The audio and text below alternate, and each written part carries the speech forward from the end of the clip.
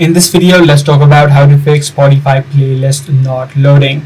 If the Spotify screen is displaying a spinning wheel or it is simply showing that something went wrong, in this situation it might be the app bugs which might be causing this issue. Also could be the issue of connectivity. So the first thing that you can try out is try to switch your network.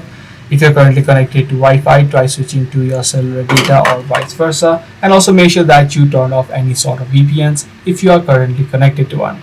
If this is not the case for you, the second thing that you can try out is first of all log out of the Spotify application from the settings page, log in back and try to see if the issue is solved. If the issue still persists, the other thing or the last thing that you can try out is just reinstall the application of Spotify onto your device. This ensures that you have the latest version and any sort of bugs which might be causing the issue should also be fixed. So that's pretty much all there is to it.